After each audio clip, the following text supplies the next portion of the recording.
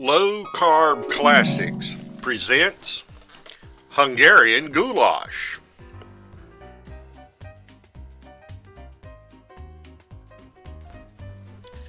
The best way to avoid tears when chopping onions is to make sure you have a sharp knife. A dull knife crushes its way through the cell structure of the onion, causing the acid, sulfuric acid, which is in the onion, to fly in the air and thus into your eyes. So a sharp knife slices through the onion cells.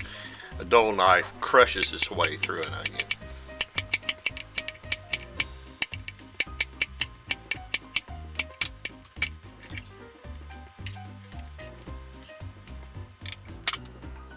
We want to brown our beef overall to give an additional depth of flavor. And for this purpose, we're going to use a good old-fashioned cast iron pan.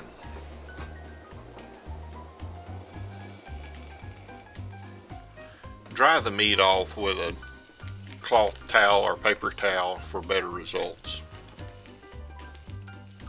You can also air dry the meat by spreading it out over a sheet pan and placing it in the refrigerator uncovered for a few hours. That will help dry the surface of the meat out and help facilitate the browning process. Also, don't overcrowd the pan. That tends towards steaming rather than browning.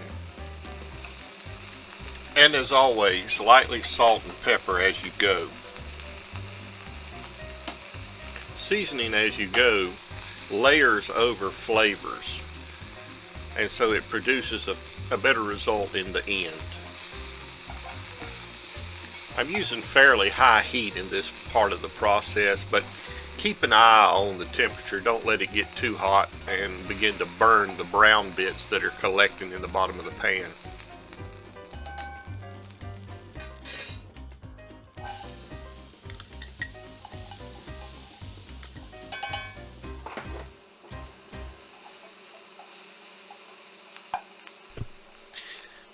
In this instance, I'm using fresh thyme, so I'm throwing it in now during the sauteing of the onions process to begin to release its essential oils and flavors.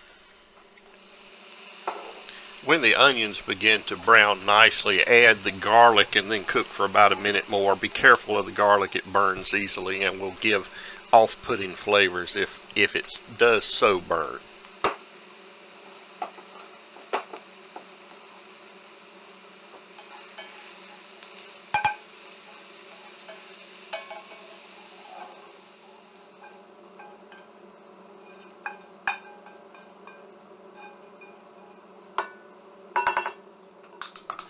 A nice fond of brown meat bits and caramelized sugars has collected on the bottom of our pan, and we're going to use our chicken stock, or at least some of it, to deglaze the pan and pull those flavors up to put that back into our stew. As you can see, the chicken stock is quite thick and viscous. I made this myself, and you can look that up on one of my other videos, chicken bone broth. But proper chicken stock will be thick and viscous. Toasting the herbs and spices is an essential element of this particular preparation, so do not skip this. It makes a world of difference in the final product.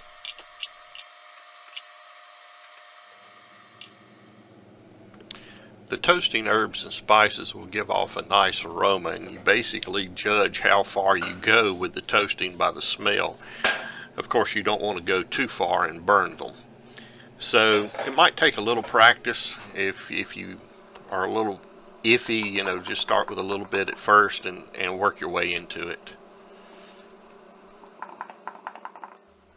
Try to get authentic Hungarian paprika for this dish. It does tend to make a better product, and with all things like paprika and other red spices, it's best to keep them in the freezer for freshness.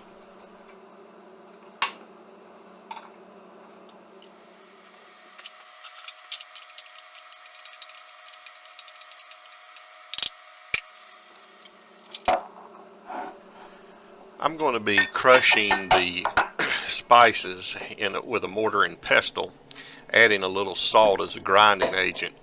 If you don't have a mortar and pestle, you can use a spice grinder, or you could use the bottom of a heavy saucepan and crush them against a cutting board or something substantial, maybe on top of a sheet pan of some sort.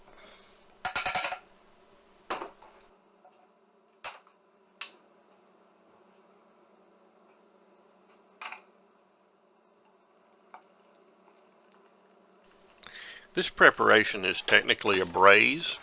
We're going to start it on the stove top, and we're going to transfer it to an oven. Because of the extended cooking time, I prefer to use an oven because the gentle heat of the oven will prevent any potential scorching in the bottom of the pan. And of course, if you do scorch something in the bottom of the pan, then you've ruined the whole preparation. So it's better to be safe than sorry.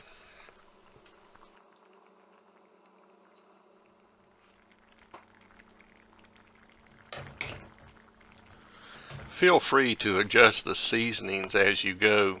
You want a little more of this, a little less of that. It's your option.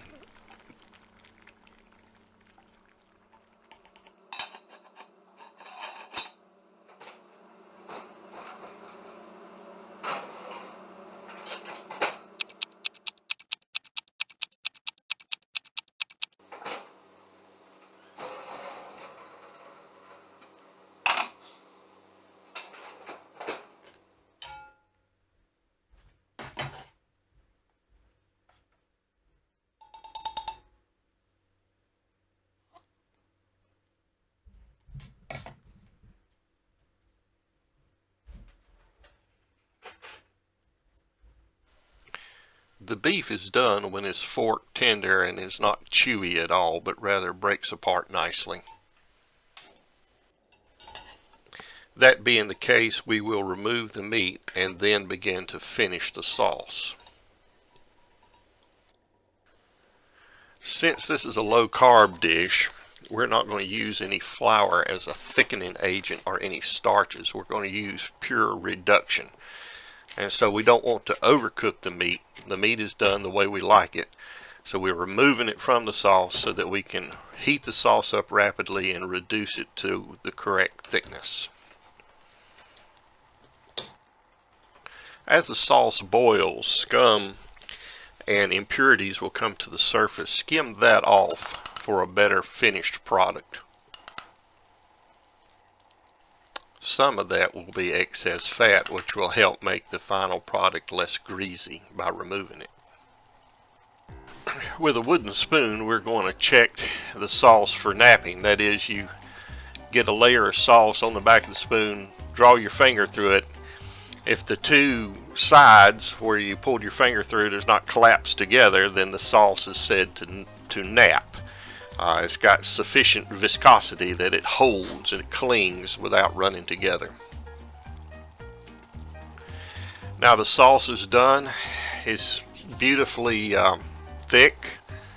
It has a nice beautiful sheen. We're making some final adjustments, final corrections to the seasoning, and we're going to add our meat back in and reheat the meat in the sauce and have it ready for service. This can be done ahead of time, by the way, and the sauce heated up and the meat put in, say, the following day.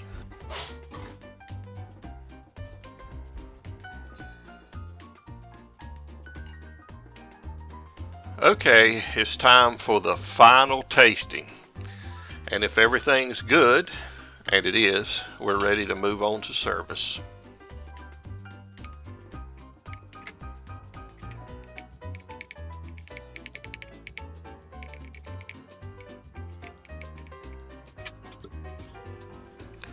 I'm going to serve the goulash with a cauliflower puree, which can be found on my website.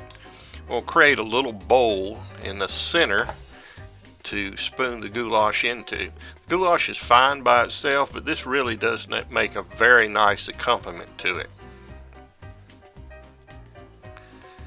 Garnish with a dollop of sour cream and chopped scallions or chives, and you have a really wonderful dish that everybody will thoroughly enjoy.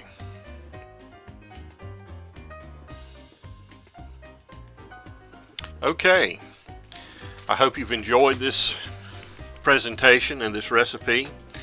For other recipes and videos, check out cheftylermacon.com. Thank you.